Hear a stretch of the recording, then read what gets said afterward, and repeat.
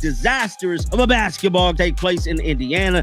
The Fever go down ugly. Stephanie White destroyed CeCe's game. At this point, it looked like there's a conspiracy against CeCe. She just completely eliminated Caitlyn. It felt good to be out there. I thought we started really well. I thought we were competitive. I thought we played with energy. We struggled to do what the coaches asked. Stephanie White is not a fan of Caitlyn Clark. The Fever got blown out. The CeCe effect. She's the face of the league, the reason fans fill arenas.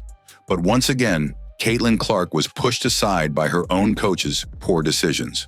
It'll be nice probably not to have to bring the ball up against pressure 94 feet. But like I said, that's what I'm best at. So we're still going to do a lot of that. It's, I think, finding a balance and finding the ways. Stephanie White is a brutal coach. Every time the Fever start running and playing a rhythm, she takes Clark out. From strange rotations to ignoring her on offense, it was a game plan that made no sense.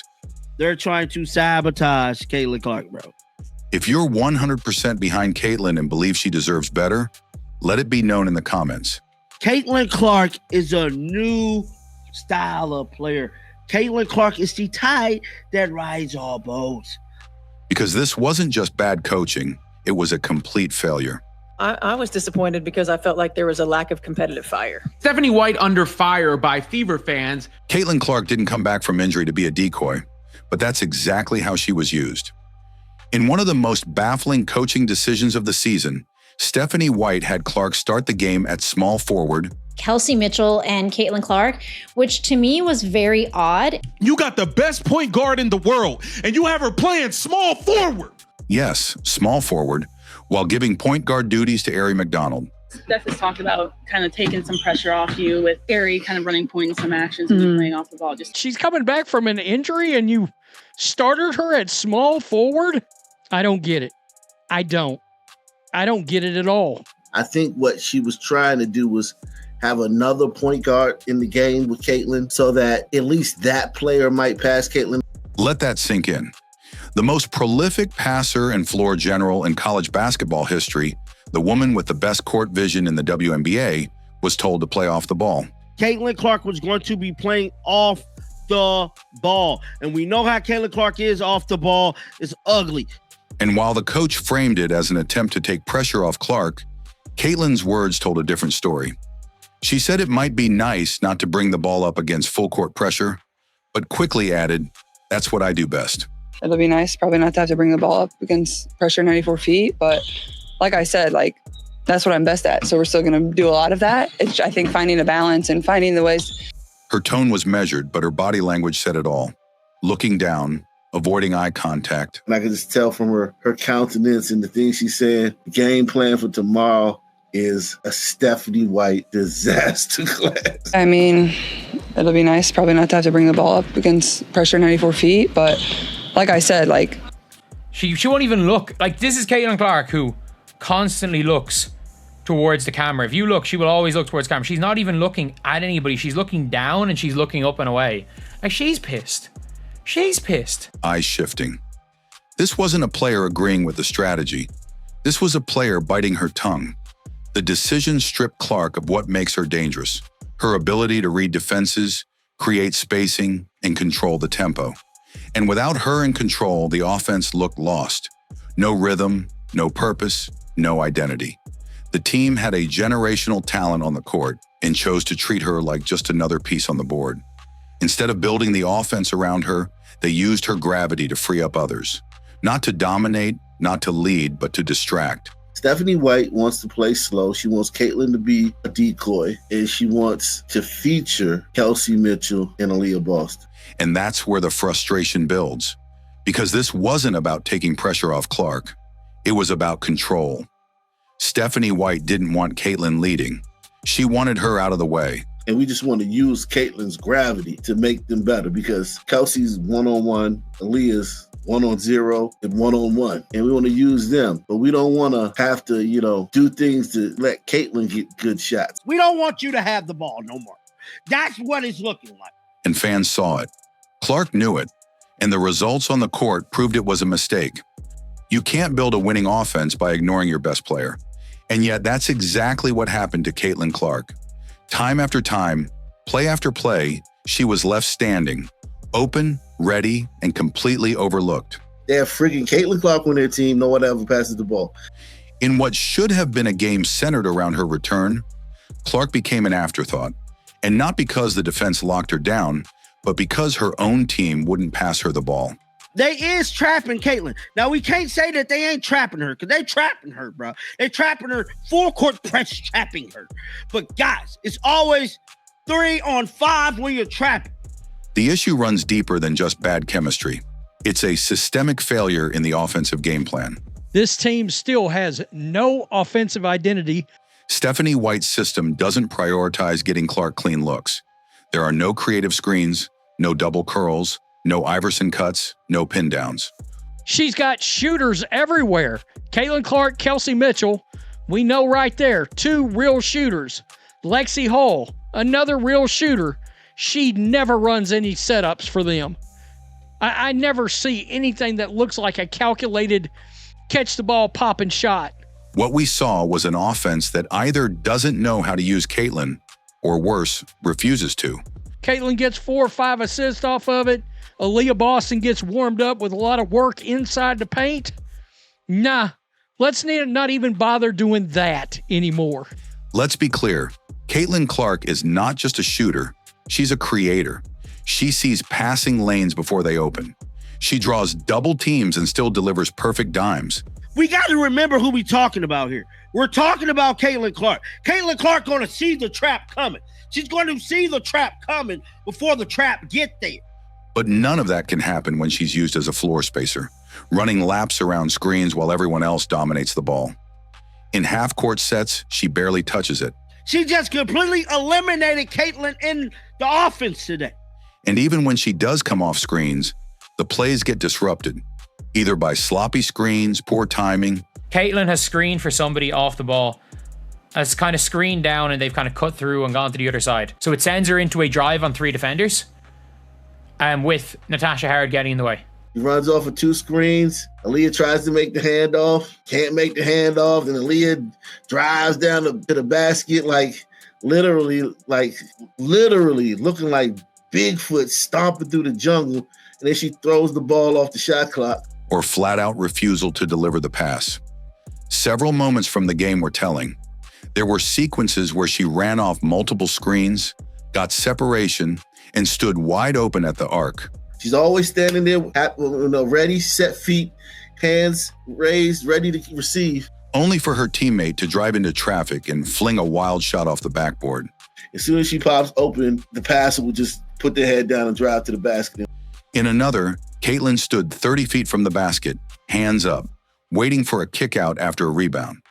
The ball never came, not once. And this wasn't an isolated case. It happened repeatedly. Coaches around the league know the value of off-ball action, especially when defenses are keyed in on one star. They design sets to free up their best shooters. They had to be creative, called the Iverson cut. So it was so that he could get the ball and operate. They run quick hitters, horn sets, flare screens, anything to force mismatches. Stephanie White, however, seems unwilling to adapt. Her offense feels like a relic, rigid and predictable. And worse, it's an offense where Caitlyn Clark isn't the focal point. Even the fans can see it. The ball moves around, but not with purpose. Not toward Caitlyn. Stephanie White piggyback off other coaches to get her success. It's like the team's strategy is to use her gravitational pull to create chances for others, while denying her the same opportunity. But the problem is, when you build your offense to treat your star like a distraction, you're not building to win. You're building around fear. And the impact on Caitlyn is obvious. She's a willing passer, but she's also a rhythm player. Take the ball out of her hands and you take away her rhythm. The offense is being prioritized to get everybody looks rather than keep the ball in Caitlyn's hands. And that's exactly what's happening. When Clark was at the University of Iowa, the offense moved through her. She had the freedom to create, to pull up from deep, to draw defenders and dish it to her teammates. Now, she's running scripted off-ball motion with no reward. Do I think she got one open shot? Now, remember, I missed the first quarter. One shot created for her? No. The open shot I saw was from 30 feet. Watching role players hesitate, isolate, or break the play entirely. If this continues, Caitlyn won't just struggle to find her shot, she'll struggle to influence the game at all. She's a net neutral in their current system. Caitlyn is absolutely a net neutral. Not because she lacks the ability, but because the coach won't let her lead. And that's not just a mistake, it's a failure of vision. You don't draft a generational talent to clip her wings. You give her the keys, let her drive, let her take over. Because when Caitlyn Clark has the ball in her hands, anything can happen. When she doesn't, we get what we just saw. Confusion, missed opportunities, and a completely lifeless offense. I was disappointed because I felt like there was a lack of competitive fire. With the exception of about 2 5-minute spurts, our attention to detail was poor. I'm not sure if it's not knowing the game plan as much as, because if it's not knowing the game plan, then that's a whole nother conversation, as much as not executing the game plan. Our attention to detail, undisciplined. I felt like our energy and our competitive fire was not there, and that's disappointing. If you watch the Fever's latest performance without knowing who Caitlyn Clark was, you'd be forgiven for thinking she was just another role player. And that's not because of her talent. It's because of how poorly she was managed. This wasn't simply a case of a star being cold or easing back in from injury. No, this was a coaching disaster of the highest level. Coach Sides was a better coach in certain situations of the game. Christy Sides didn't blow 4-quarter leads, bro. One that saw Caitlyn Clark benched during key stretches, mishandled in the rotation, and completely removed from the game's rhythm. Let's start with the most baffling decision of all, benching your top 3 players, Caitlyn Clark, Aaliyah Boston, and Natasha Howard, at the same time. That alone tells you everything you need to know about Stephanie White's approach. Instead of staggering minutes to keep offensive balance and leadership on the court, she pulled all 3. And what happened? The Valkyries went on massive runs, 2 separate 9-0 spurts and a crushing 12-1 stretch. There was 2, count them 2, 1, 2, 9-0 runs in this game by the Valkyries, and a 12-1 run in this game by the Valkyries. There was no anchor, no stabilizer, and no plan. The result? The Fever's offense collapsed. And while everyone else was scrambling, Caitlyn Clark sat on the bench, watching, waiting, frustrated. You could see it on her face, not just because she wanted to win, but because she knew exactly what was going wrong and couldn't do anything to stop it. You fall back on your training, just like anybody, just like a soldier. The coach had pulled her at a time when the team needed her most. When she was on the floor, it wasn't much better. She was used out of position, again starting at small forward. An unnatural spot for a player who thrives with the ball in her hands.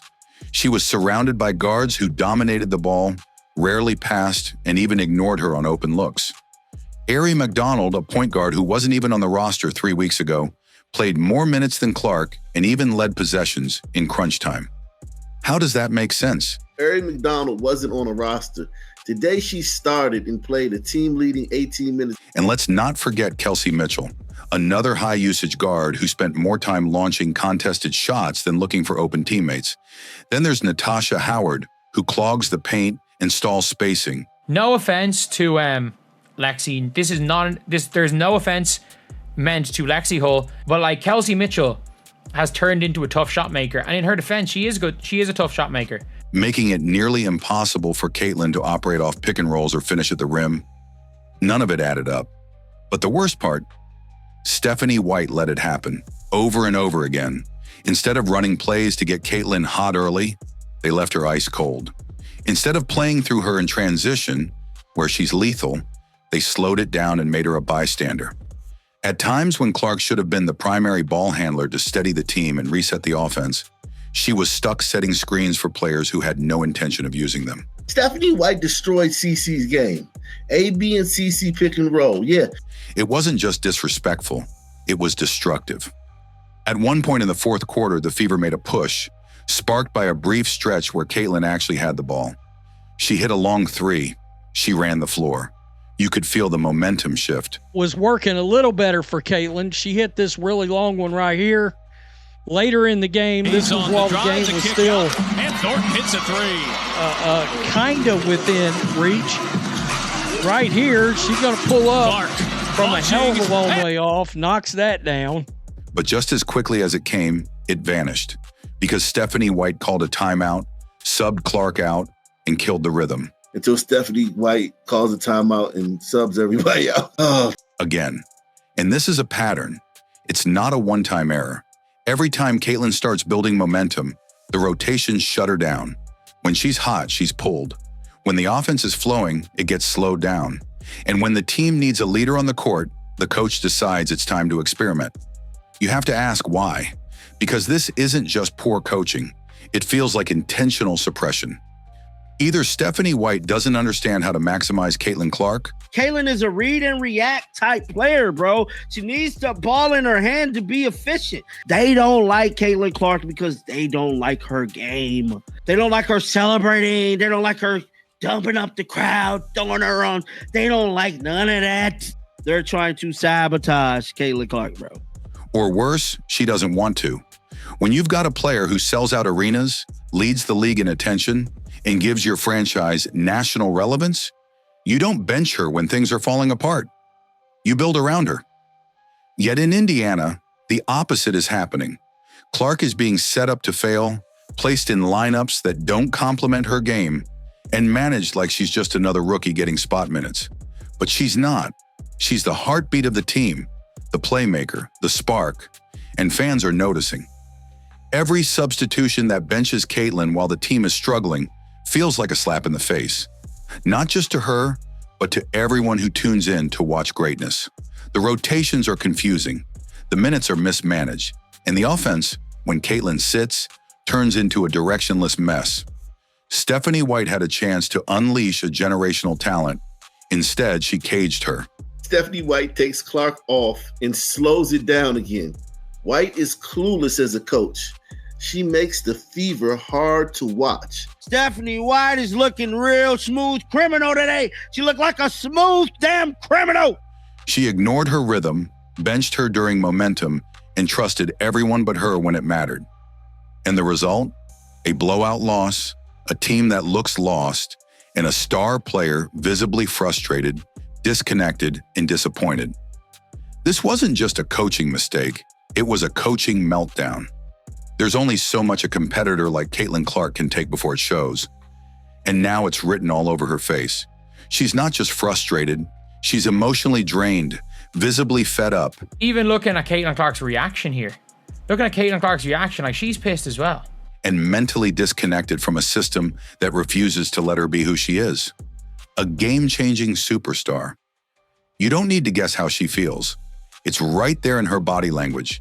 Head down, glances away from the camera, short answers in press conferences.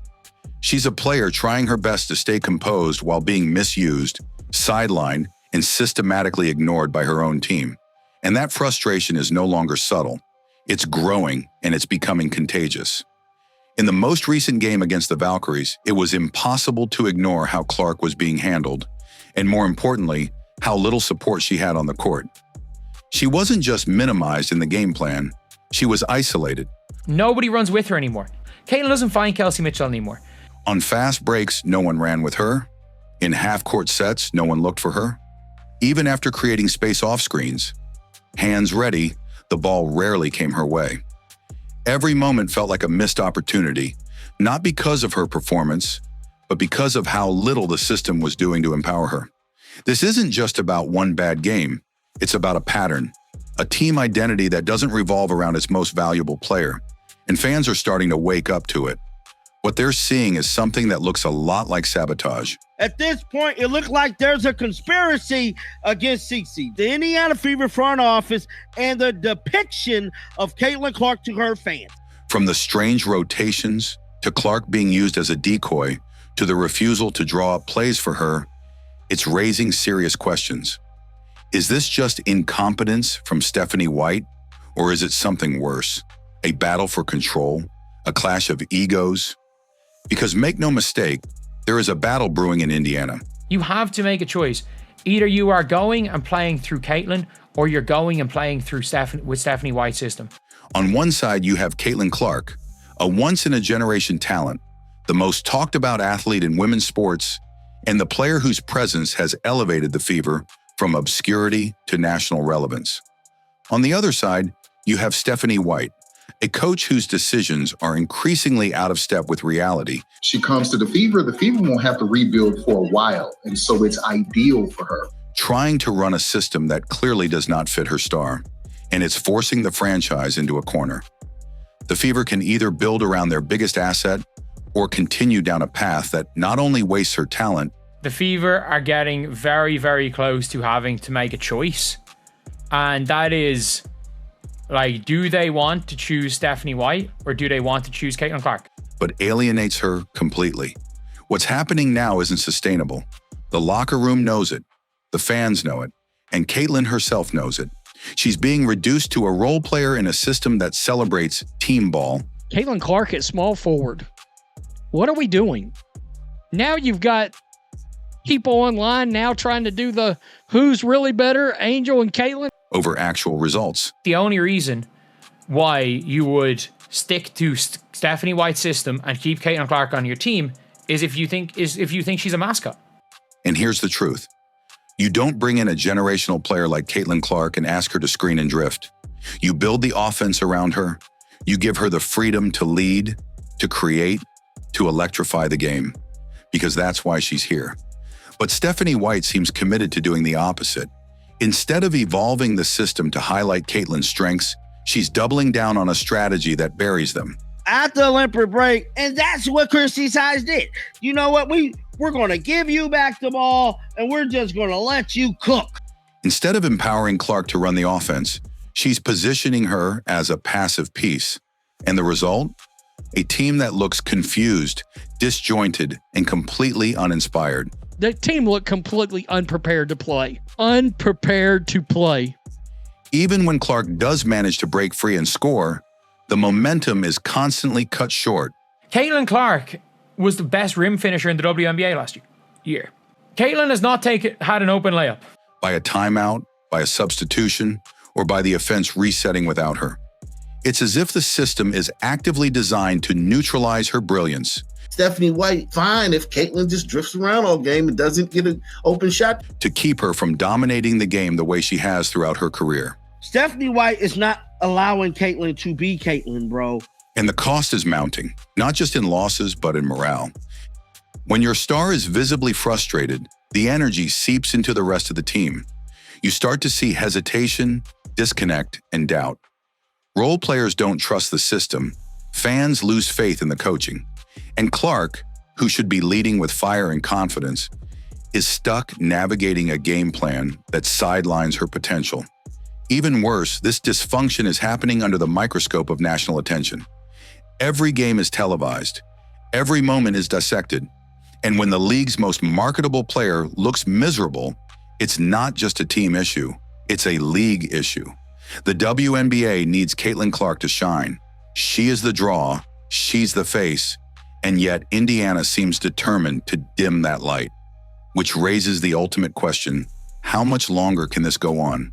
Because this isn't just about a few poor coaching decisions. It's about the direction of the franchise. The way the Fever are handling Caitlyn Clark isn't just misguided, it's dangerous. They're not just losing games, they're losing trust, they're losing momentum. And if this continues, they might lose Caitlyn's belief in the organization altogether. The clock is ticking. Fans are already calling for change. The noise is growing louder with every game. And if the Fever don't make a move, whether that means adjusting the system or rethinking their coaching, the situation will only get worse. The Fever are not cutthroat like that. They're not going to fire. They're going to give her 2 years. Stephanie White's getting 2 years. Mark my word. She's getting 2 years. We know she's going to screw it up. Caitlyn Clark didn't come to Indiana to be mismanaged. She came to win, to lead, to change the game. And right now, she's being held back by the very team that was supposed to unleash her. It's not just a frustrating stretch, it's a crisis in the making. Disasters of a basketball take place in Indiana. Stephanie White destroyed CeCe's game. At this point, it looked like there's a conspiracy against CeCe. She just completely eliminated Caitlyn. It felt good to be out there. I thought we started really well. I thought we were competitive. I thought we played with energy. We struggled to do what the coaches asked. Stephanie White is not a fan of Caitlyn Clark. The Fever got blown out. The CCFA. The court isn't the only place where Caitlyn Clark is being mishandled. This storm has spilled into the media, fan circles, and even locker room whispers, and the noise is only getting louder. What started as frustration over coaching has evolved into something far bigger, a clear and growing divide between the face of the franchise and the one calling the shots from the bench. Sports analysts across platforms are calling it out. They're watching the tape, listening to the pressers, and asking the same question fans are. Why is Caitlyn Clark being sidelined by her own coach? These aren't conspiracy theories. These are clear patterns backed by play-by-play breakdowns, substitution charts, and body language experts dissecting every bench moment. And the conclusion is consistent. This isn't working, and it's starting to look personal. Fans, too, have reached a boiling point. Every social media post by the Indiana Fever is flooded with criticism, calling out Stephanie White, demanding change, and begging for Clark to be given the reins. These aren't casual viewers. These are the same fans who filled arenas just to watch Caitlyn shoot warm-ups. They didn't buy tickets to see her sit. They didn't tune in to see her float around the perimeter while lesser players hijack possessions. And yet, Stephanie White remains unmoved. In post-game interviews, her tone is dismissive. Stephanie White is the official coach of the Indiana Fever. Caitlyn Clark even posted about it on her Instagram. She speaks of development, of team balance, of trusting the system. But fans aren't buying it because the results speak louder. And Caitlyn's reactions, subtle as they may be, are beginning to speak volumes too. The eye rolls, the clipped answers, the energy shift. She's trying to stay professional, but anyone who's been watching her journey can see she's walking a mental tightrope. Even her teammates appear to be caught in the tension. During timeouts, Clark often sits quietly. Rarely is she part of huddles in the way a franchise player should be. There's an energy gap, like the team is divided between those who recognize her greatness and those still refusing to adjust. And at the center of that divide is the coaching staff, who continue to double down on a strategy that's actively weakening their only real advantage. Stephanie White wanna be Cheryl Reeves so bad. This isn't just hurting Caitlyn. It's hurting everyone. The morale is shaky. The chemistry is fading. And the longer this continues, the more irreversible the damage becomes. The Valkyries are better than the Fever as an expansion team. Let's be honest. This was supposed to be the season Caitlyn Clark elevated the Fever into true contenders. She brought national attention, record-breaking viewership, and a fan base ready to ride or die for her. The league changed overnight because of her. And instead of rising to the moment, the organization is fumbling it. Now every game feels like a referendum, not just on Caitlyn Clark's role, but on Stephanie White's leadership. You have to coach that next game like it's the WNBA championship. And if the Fever keep losing while Clark keeps being marginalized, there's no saving this narrative. The media will turn, the fans will revolt, and worst of all, Clark herself may start questioning whether Indiana is the right place to fulfill the legacy she's trying to build. This isn't just tension, it's a slow burn implosion. Completely outcoached, terrible scheme, no defense. This was an absolute embarrassment. And unless something changes drastically, it could reshape the future of both the team and the league. Her presence and her impact in women's basketball is referred to as the Caitlyn Clark effect. Country has fallen in love with what we have created. And America, here's the girl next door, all grown up, Caitlyn Clark. Caitlyn Clark is a star. She is one of the most decorated women athletes. Caitlyn Clark is the driving force behind the WNBA success, women's basketball success. Doing massive, massive business for a league that has no track record of it. Caitlyn Clark has changed the game. She changed it in college and in the WNBA. Caitlyn Clark has captivated the nation, breaking scoring records in college and bringing women's basketball to a whole new audience. She is a phenomenon. Caitlyn Clark isn't just another rookie trying to find her place. She's the player redefining what's possible for the WNBA. But right now, she's being wasted. Poor coaching decisions, flawed rotations, and a system that refuses to play to her strengths. They have reduced the offense. Brutal. 50-something point. Are you kidding me? Have turned every game into a battle. Not against the opposing team, but against her own sideline. This isn't about a bad stretch or growing pains. It's about a team failing its star. If the Fever want to win, And if they want to keep Caitlyn Clark long-term, they need to wake up fast. With a coach that wants to run, this team can be unstoppable. Because no fan, no player, and no league can afford to keep watching this kind of talent be misused. Not now, not ever.